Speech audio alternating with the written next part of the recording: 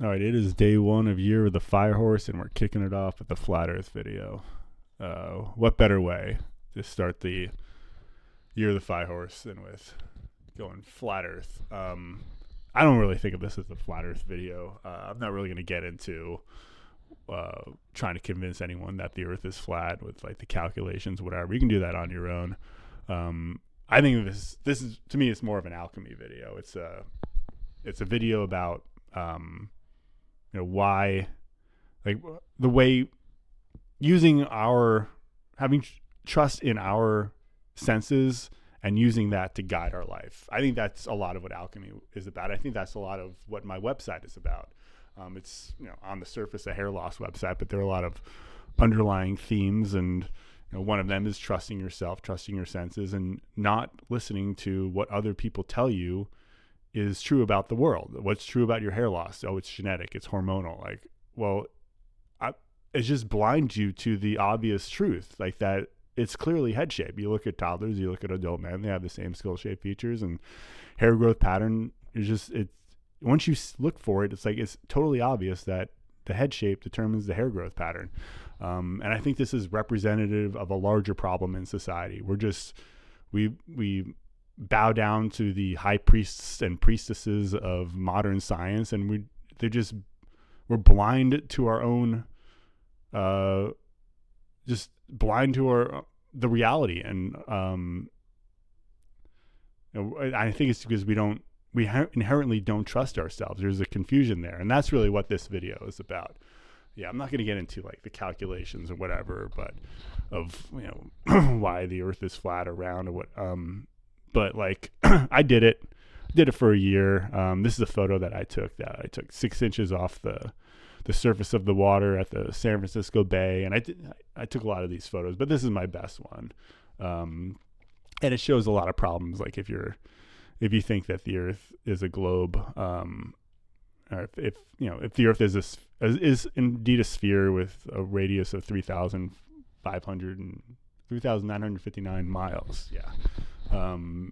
Like this is just way off from, based on spherical geometry, what you would expect. And this is the horizon's behind the bridge, and it should be like right here, like where the birds are, basically. And the San Francisco Bay Bridge deck is visible. That should be 150 feet below the horizon, behind the curve of the Earth, based on spherical geometry. Like the Earth should be in the way of between my eyes and the bridge. And then this bridge shouldn't even be visible either. Basically, I should just be able to see this truck, and that's it. But anyway, the reason I bring this up, and I don't want to get into like refraction and like all that stuff. The reason I bring it up is because I'm looking at this, right? I look at the, like, what about the Earth looks spherical? What about the Earth, like, what about living on the Earth tells you that the Earth is a sphere and it's moving? Just think about that. Like, what can you observe, feel that tells you that's what you're living on?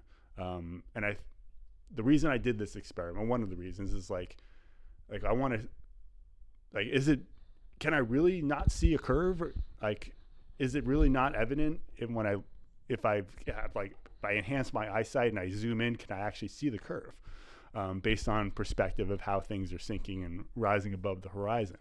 And I look at this photo, and as far as I can tell, there's my eyes are not deceiving me. Like, I look at this photo, it's totally flat, right? I feel no motion, and I see no curve. Like, I look out and I see a totally flat Earth, and this was a still day, no wind in the air. How could that be? If like, what about that experience of just a totally still air day, totally calm waters, totally calm air, tells you that you're spinning at like 800 miles per hour? Like, how could, like, the air is not attached to the ground? Like, how could that be? How could you have totally still air? Like, it doesn't, even if it's true, like, even if somehow the air can move with the Earth and somehow this is an optical illusion, even if all that's true, like, that's not my experience. Nothing tells me that is true. And like, what does that do to you psychologically? If you look at, like, if you can't accurately experience your own world, why is that a problem? So really, that's what this video is about. Like, can I trust my senses? And if I can't, why might that be a problem? Because can I trust my eyesight to say, like, this is flat, this is totally flat. There's not a curve consistent with 3,959 miles of a radius. And to get so I've gotten into this, and I've gotten into conversations with people, and ultimately, like, I explain my reasoning. I show photos, and I bring up like problems with physics that concern solar system. And I get to the point where people are like, well, why does it even matter? They just give up arguing with me, and like, why does it even matter what the shape of the Earth is? Why do I even care? And I think it's because that inconsistency between what you see and what you're told that you're seeing, like, does something psychologically to you. And I think it's a problem. And to kind of get into like why that might be a problem, I'm going to use some inspiration from the movie The Truman Show, which is also about a guy who lives in a place that is different than what he's told. Right? His world is different than the world he's told he lives in. So if you've never seen it, it's Jim Carrey. He doesn't know he's the main character in a reality TV show. So he lives in this giant TV studio, this giant dome TV studio. But he thinks he's just a regular guy living on the Earth. He's not.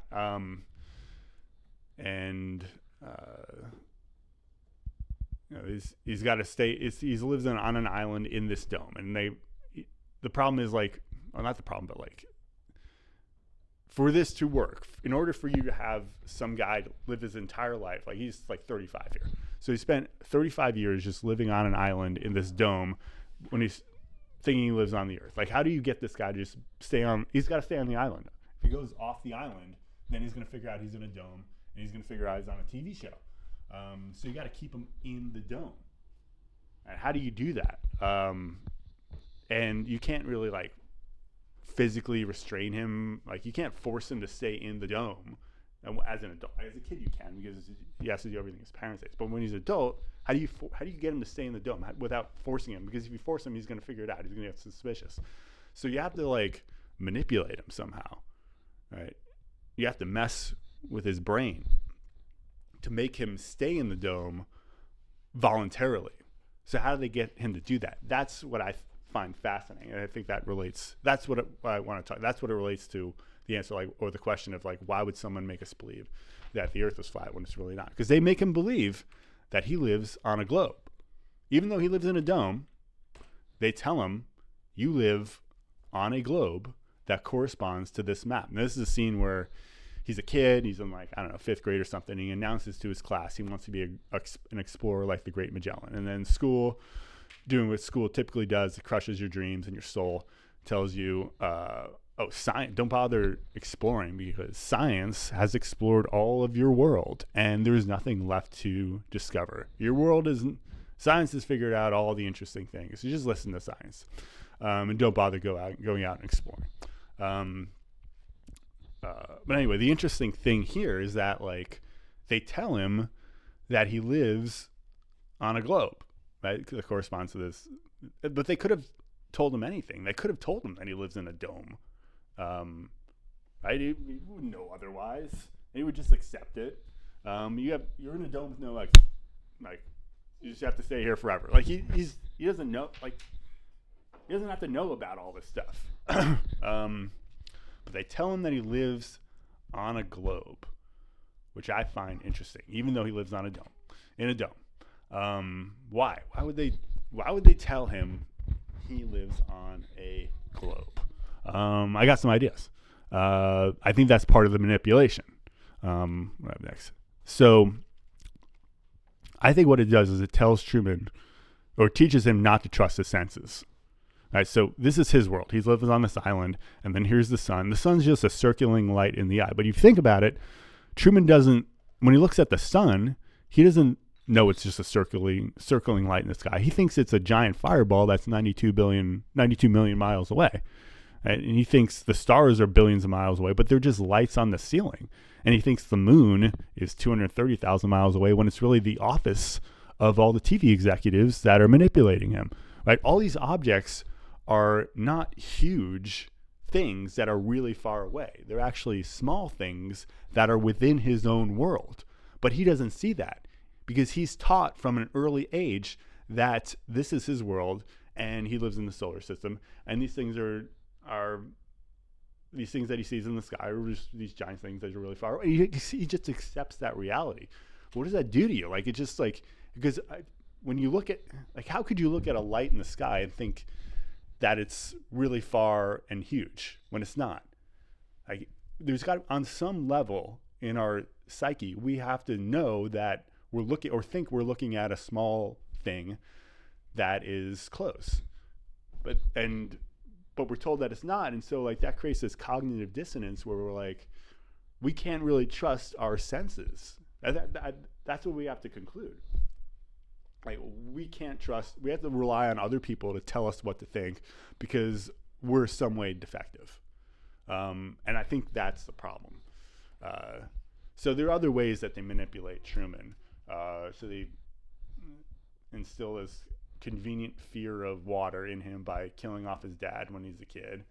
And then they give him this nice life with an attractive wife. He's got a good job, a nice house, nice clean house, comfortable living, so he doesn't feel like too motivated to go act on his deep desires of traveling, exploring the world, getting off the island. They make it really nice for him. So they traumatize him, make life kind of comfortable, and manipulate his thoughts, get him to distrust what he sees, what he senses, what is his understanding, or what is his perception of the world corrupts, like, I guess, I don't know how to explain.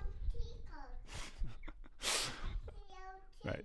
Just get him to, like, not trust himself. I think that combination is how they manipulate him, how they get him to stay on the island. They got to have him undercut his trust in himself and then traumatize him, make him comfortable. And it works. Well, I mean, it's just a fictional movie, but I think there's some, like, deeper meaning to this whole movie that the makers of the movie are trying to communicate with us. So here's a scene where I know for sure, like, he thinks the Earth is a sphere because he's modeling his trip to Fiji. So one of his deepest desires is to travel to Fiji, and he models the trip to Fiji around the Earth on the golf ball. So I know he thinks that the Earth is a sphere. I know they've told him, you live on a spherical Earth instead of in a dome where all of the things in the heavens move relative to you, right? So he thinks, like, the sun and Truman thinks that he's moving on a spinning ball, and that's why he sees movement in the sky with the sun and the moon and the stars. But that's not true. Like, all the sun and the moon and the stars, they all move relative to him. He stays still. All the stuff in the sky moves relative to him, but he thinks that they're moving. He's got to be able to sense that on some level, at a deep level, that he's not moving, all that other stuff is. But that just creates this mind F or whatever. And this is the other thing. It's like he confesses, like, his desire. He still wants to be an explorer. He's never lost that drive as a kid. He wants to go out and explore the world, but he doesn't. He's 35. He's never done it. He's lived in fear his entire life. He's been a coward. He's never acted on his desires to go somewhere else. And he doesn't like that. Even though he's got this comfortable life and he's seemingly happy, like, he's dissatisfied. Right? He knows deep down he needs to be doing this, but he just doesn't trust himself. That's what I think it is. He has this desire, but he doesn't trust himself in that desire. And so he succumbs to the fear and the comforts, and just kind of goes with the flow and lives his life. Oh, whatever, it's good enough. And I think that's what is being done to us. That's the essence of the problem. Like, we have these desires, but there's something about making us think we live here when we're here that makes us not act on them. And that's the problem. That's what makes us controllable. Bless you, Boom Boom. That's what manipulates us. That's what keeps us prisoners of our own consent. Right? Not acting on our deepest desires. Because when you act on your deepest desires, that could be a problem for the people who control your world. Right? The people who control Truman don't want him acting on this desire. They want to keep him right on that island. And here's another desire. He likes his wife, but he's not in love with her. He's in love with this woman that he met in high school. He's trying to recreate her. He's never lost his soul, his deepest desires. They're still in him, and he yearns for these to act on these desires, but he just doesn't do it. He's just living in fear, living a mediocre life. That's, it's pleasant, but it's not his life. It's not the life that he was meant to live. And the only thing that snaps him out of it is when he realizes his world is a lie. And I think that's what this movie is trying to tell us. Like, what happens when you realize you've been lied to? And it's not, they didn't take away his nice life, his job, his wife, his money. Now, that's not what snapped him out of it. That's not what helped him overcome his fear. It was when he realized that he'd been lied to, that his world is not really his world. It's not really that he was lied to. What he realizes is that he's not just some random guy in a random world living a random life.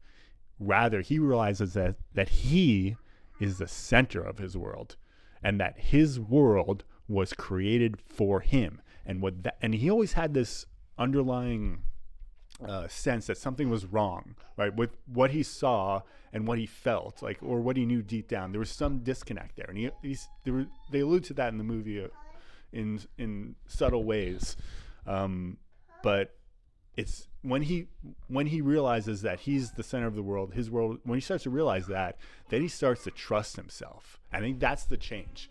He realizes, I was right all the time. I should have trusted. What I saw was not consistent with what I was feeling, and I should have gone with what I was feeling. And that changes everything. And that's the inspiring part of the story. And that's why I bring this up, this whole, like, we got to trust our senses, that sort of thing. That's the spin I put on this, on the flat versus globe thing. When we trust our senses, how does that make us act? When we don't trust our senses, what does that do to us? We observe the world, we see everything moving relative to us, but we're told the opposite's true, so we don't trust ourselves. But when we start trusting, if we believe we're looking at a flat plane and that everything else is moving relative to us, and we have confidence in ourselves, and we also know that we have a purpose. We're the center of our world. This world must have been created for us. It's not just some random place, and we're not just some random species. Like, we are it. This world is made for us. We have a purpose. We have a destiny, and we have to go out and live out that truth. Figure out where that destiny is, and we have to do everything we can to get there. And that's what Truman starts to do. So when he starts to trust himself, he starts facing his fear. Like, first time in his life, he challenges himself to conquer his fear. Before he lived in fear, but once he realizes he's the center of the world, or he starts to suspect it, starts to trust himself, he is willing to overcome all of his fears. Like, he was scared to death of just driving over a bridge, like a 30-foot long, 10-foot off the ground bridge, but he's willing to overcome that fear in order to pursue the truth of who he is, where he is. And then he gets even bolder and outsmarts the entire surveillance crew that he's really not familiar with. He just kind of, just off of suspicion. And this is the mob looking for him after he eludes everyone, tricks everyone somehow. And he sets sail. Like, the guy would not even drive over a bridge, and now he's on a sailboat sailing to who knows where. But he's determined. He's determined to figure out the truth of who he is. He's acting on every instinct he's ever had, fully trusting himself, not really caring what the consequences are. And then like they even try to the TV people, the rulers, the gods, they create a storm. And that's, I think, why they're gods. They represent the gods of the world. They create a storm, and last ditch effort to try to control him. And they try to stop him along the way. Whatever. They try to manipulate him more. They try to physically restrain him, but they really can't stop him. And this is like, he keeps trying. He's just totally determined to live out, to seek the truth. And so they produce this fake storm, and like they just thrash him around, and he yells out at one point, "You're gonna have to kill me." Like he goes from not being able to drive over a bridge to sailing on a boat and yelling out, "You're gonna have to kill me." Like he has no fear anymore, or at least it's not really has no fear. It's just like he's got a different perspective where the ideals are more important than his life. Like principles are more important than his life. Finding the truth is more important than his life. Following every instinct he's ever had is more important than his life. And that makes him, that's a danger to the people who, once you have that attitude, the people who control you, like that's a threat to them. And they're going to do everything to stop you, but ultimately the triumph of the human spirit prevails. He hangs on, and he makes it to the end of the world. He follows his heart, follows his true desires to the ends of the world, where the sky meets the earth, which is kind of an interesting thing they put in the movie. I mean, it's just practical, but also it's like there's a lot of like ancient lore about going to the ends of the earth where the sky meets the ground, like the Flammarion art. And then you can exit the world through there and be in the heavens. And I think that's what this alludes to, the ultimate goal of humanity. And the scene at the end of the movie where he finally exits his world, I think what this represents is like, if we follow our truth, like who we are, the truth, if we listen to our hearts, and our hearts are just our like our consciousness, ourselves. It's always telling us what we need to do through desire, yearning. And if we follow that to the ends of the earth, then we will get to our ultimate destiny, which is to leave our world, which is what Truman's doing here, and go live amongst the gods in the heavens, the gods that created our world, become one of them.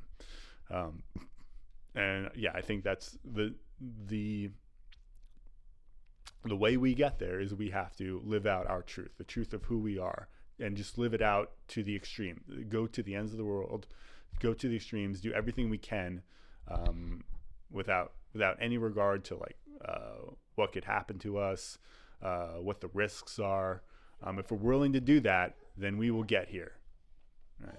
We'll exit this realm and live in the heavens amongst the gods. That's the destiny of humanity. You can see this Christ pose here, which is also kind of interesting. The also other interesting is how Jim Carrey's initials are JC. I think this is telling us something, what we're supposed to do in this lifetime.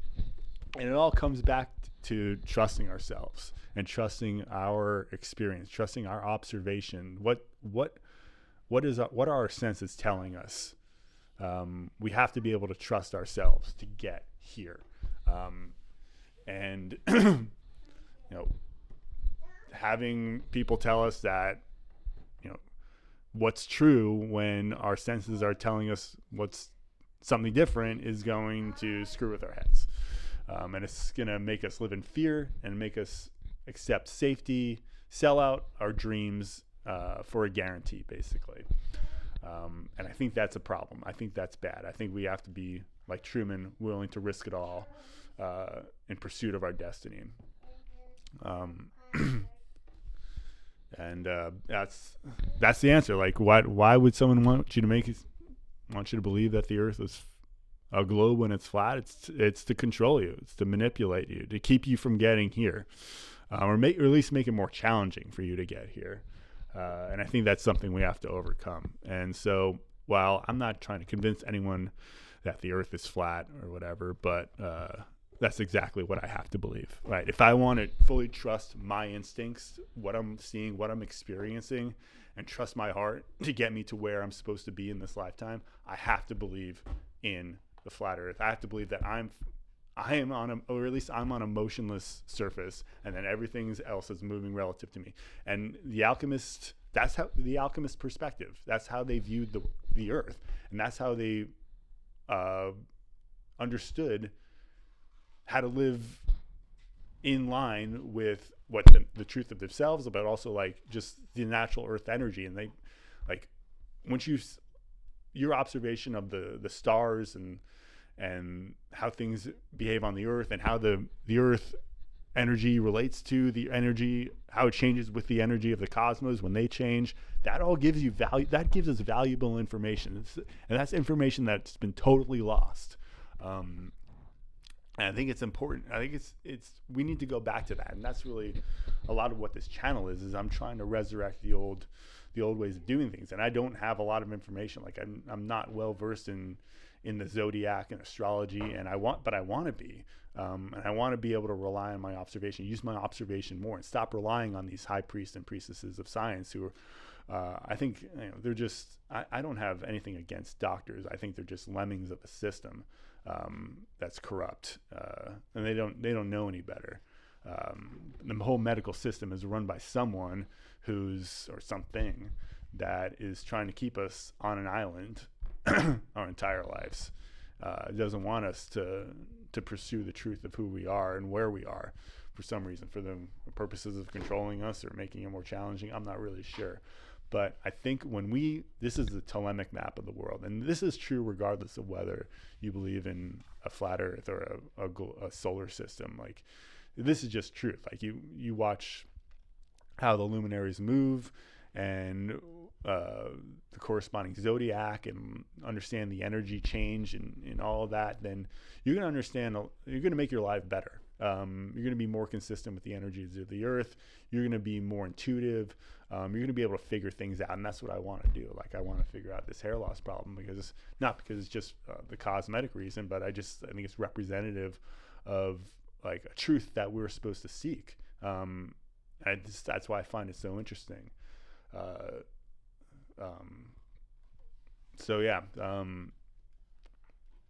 The ancient alchemists, that's hair loss alchemy. If you want to understand the earth and you want to understand where you are, you have to view the world in this way. And it's true regardless of if you think the earth is flat or you think you're in a globe.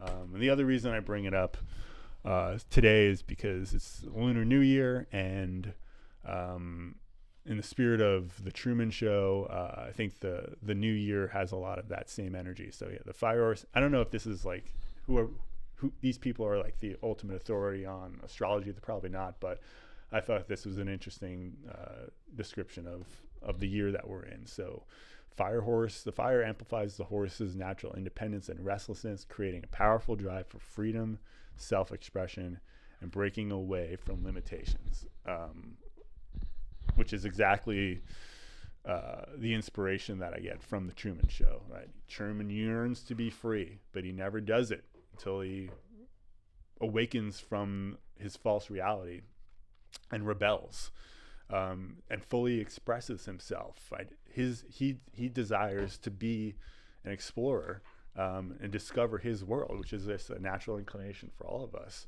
But he doesn't do it until he awakens from his false reality, and then breaking away from all his limitations. Can't drive over a bridge, can't travel off the island. He just is willing to break away from all of that. And so this is the year to do that. Whatever you got to do to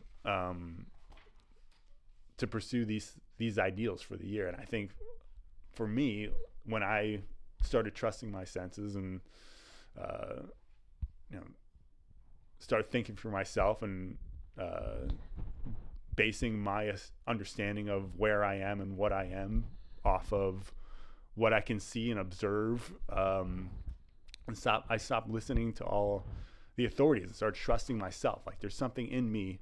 The information that I need is in me. And I won't just figure out how do I bring it out. And I think it's changing my life. And I think this is really what I'm excited about for this year, and just more of this.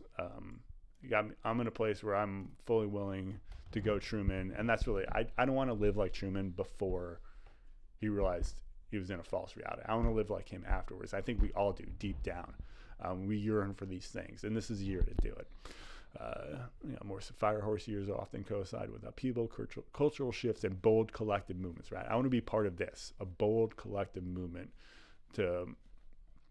and where we feel compelled to challenge authority, right? Challenge the dogma of modern medicine, or even just like the echo chamber on the internet. Like there's so much just AI generated stuff. And the thing with AI is like, it's not Truman. Like AI doesn't have a soul. It doesn't have a spirit. It doesn't have the connection to divine, that thing, something inside of us that's driving us, that's connected to a higher purpose. And I want to figure out what my purpose is. And I think part of it is this hair loss channel. And it's about redefining my identity. These things appeal for me and push for radical change. I want to do all of that. I'm just feeling it this year. And that's what my channel is about. I'm challenging everything I've ever learned, even like the alternative health stuff. Like I'm going to challenge all of that, and figure out what my purpose is, push myself and dig deep and figure out, get all the information out of me that's contained, all the divine information that I can get from inside of me. And that's what the alchemists believe. All the secrets of existence they're in you. They're in all of us. But we've been deceived to not trust ourselves, and we look to authorities to tell us what to believe. But I'm done with authorities. I'm going to challenge them. Every day. Everything I post is a challenge to the authority. And in doing so, I'm going to redefine my identity and radical change within me, because that's what we need. If I'm going to regrow hair on my head, that's pretty hard. I need some radical change. So anyway, I thought this was an appropriate video for the Lunar New Year. It's getting pretty long, but I guess this wouldn't be a free video if I didn't try to sell you something. If you're interested in doing your own flat earth investigation and you live by a body of water, a large body of water, this is pretty fun to do. And you want to it's a good way to buff up on your middle school math skills too. That's all it takes to do spherical geometry. But not a lot of adults can do it, probably for a good reason, because if they could, then it figured out they're being lied to and rebel and become a true man. The true man. Become the true man, and seek the truth and the truth of who they are and where they are and what they're destined to become. But anyway, if you want to do your own flat earth photography, I used a Nikon P1000 camera, and I don't live in this area anymore. I used to commute from Redwood City to Fremont in the San Francisco Bay, and I would stop off after work on the way back and snap some photos on clear days, and I would identify all the things that I could see at the horizon, and then I would calculate based on how far they are away, how much of that thing should I be able to see. And it was pretty fun. So you can see, like, there's the horizon. That should be 0.86 miles away, which is like here with these birds, basically, but it's behind the bridge. So, like, it's way more than 7.5 miles away. And, like, this Bay Bridge deck should not be visible at all. It should be 150 feet below the horizon. It was a fun thing to do. And now I use the camera for making YouTube videos and taking pictures of Cassandra. You could probably hear in the background squawking. Making noise. So anyway, it's a good camera, multi-purpose camera, but it's got a good optical zoom on it, and it's fun to, like I said, I had fun doing these experiments. So yeah, if you have a commute over a bridge and a large body of water and some mountains, I'm in California. There's a lot of mountains, and I never saw anything that resembled or anything close to what you would expect from spherical geometry. I took like 100 photos, 100 different days. Never did I once see anything that was close to what you would expect from spherical geometry. I saw planes landing, mountains that I shouldn't see, like all sorts of. How could I believe that I live on a spherical Earth? Like when everything, like there's every day, like all I see was just flatness. Just confirm it's flat, it's flat, it's flat. I have to trust myself, and I can't convince anyone else of the same. Like you have to do it yourself if you're curious. So yeah, I'll put affiliate link to the camera that I use. And also put a link to my website. I wrote a blog article, which probably would take you less time to read than listening to this video. And in addition, I'm much more articulate when I'm able to edit what my thoughts are. So anyway, there's 2 things in the description for you. And yeah, that's it. I'm trying to live like Truman after he's awakened. That's my goal for this year. Rebel. I'm looking for and trying to break free of all my limitations, all the limitations I put on myself, all my financial limitations, all of my health limitations, my spiritual limitations. Just break free from all of that. Year of the fire horse. That's what I'm looking to do. That's the energy of the year, and I'm going to fully embrace that. Okay, bye.